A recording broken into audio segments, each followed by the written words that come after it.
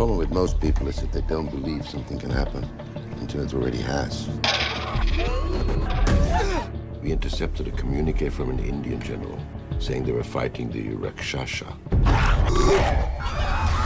Translation, zombies.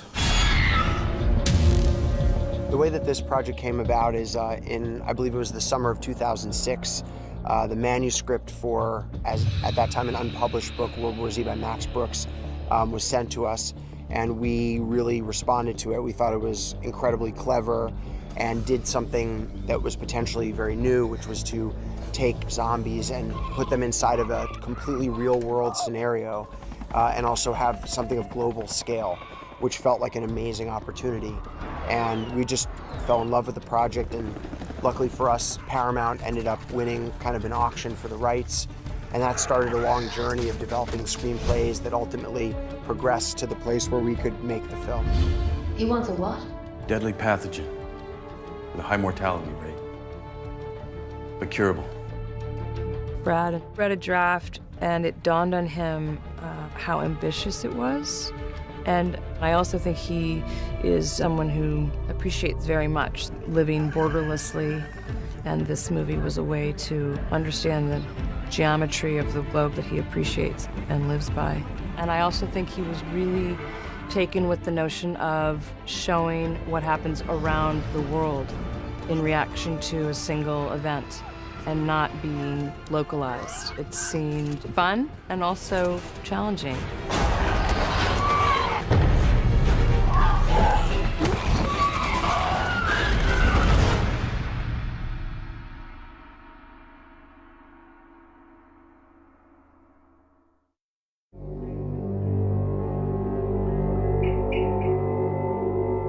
Plan B sent me the book one day, and I didn't know anything about the book, and I just started reading it and thought this was just a great read. Then I called them and said, this is something I'm really interested in, and I want to sit down and have a conversation with you guys about it. So we met and we spoke about it and talked about it, and you know, obviously the book doesn't lend itself to a filmic narrative because of the episodic nature of the book, and it has all these stories within itself. It's set 10 years after the zombie war has ended, and it is a series of interviews from people in all walks of life who had completely different experiences of this war. And so you get all of these tiny snippets, and it creates a collage of what this experience might have been. It is an after-action report written for the United Nations about what went wrong, who didn't connect the dots in terms of allowing the zombie virus to get out of control. And what made sense to me in looking at that narrative, which is basically a series of interviews done after the fact, to say, okay, for purposes of a film, what might make sense is to have a character who was that very same investigator trying to figure out what happened during the course of the movie. It's patient zero from India. That's the problem. There's so many potential sources in play that no one knows where it began. Every film is a patient zero, and every virus is a patient zero, and that will tell you how it got started, and I can tell you, therefore, how to stop it. So for me, the great challenge and the opportunity was to take this book and turn it into a detective story. If we knew where this thing started, then we'd have a chance of developing a vaccine to stop it. I think Brad is very focused on authenticity and that things feel believable and real and logical. And I also think Mark Forster comes from naturalistic filmmaking, you know, whether it's Monsters Ball or Finding Neverland or his Bond film. So I think he likes to be in reality. I think that's where he also feels very comfortable. So I'd like to think that, you know, the combination of elements, you know, makes the film feel like it's really happening. I think that the great thing is about Max Brooks' book, he set the book in this very real frame and that sort of framework of reality. And that's what really interested me, because I was thinking I wanted to create a movie that feels very real. And you're in a world and feel like this could happen right now, this minute, to any one of us. And you know, a lot of people are living constantly in this fear at this day and age that the world can change any given moment. And you know, we have seen it change. Like, you know, the best example in recent history is obviously 9/11, how everything changed from one moment to the next. my guys will get you. And you assist the doctor, pursue any leads, my guys will get you out. Can't leave my family. The film focuses on Gerry Lane, who is a UN investigator, and you understand that he used to work in these places where, you know, crises exist, but now he sort of retreated more to focus on his family and live a more normal life. Well, the notion was, what does it feel like if you're in the middle of kind of your everyday goings-on and all of a sudden an enormous thing erupts?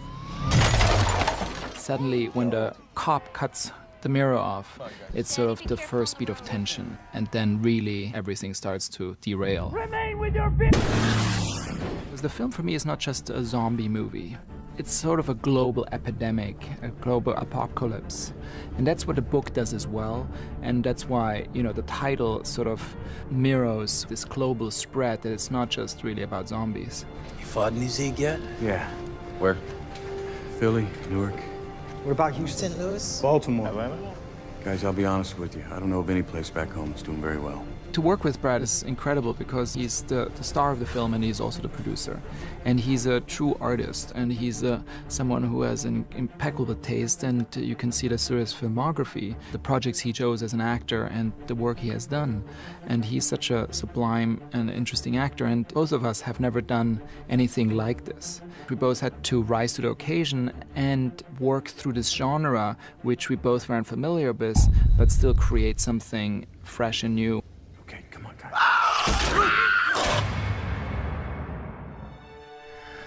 Okay, baby doll. Daddy's gotta go to work. The family is so important because ultimately one of the most important decisions in the film is if he either stays with his family and protects them, or he basically tries to save the world. If I go, you, the girls, Tommy have a place to stay. If I don't, back in Philly tonight.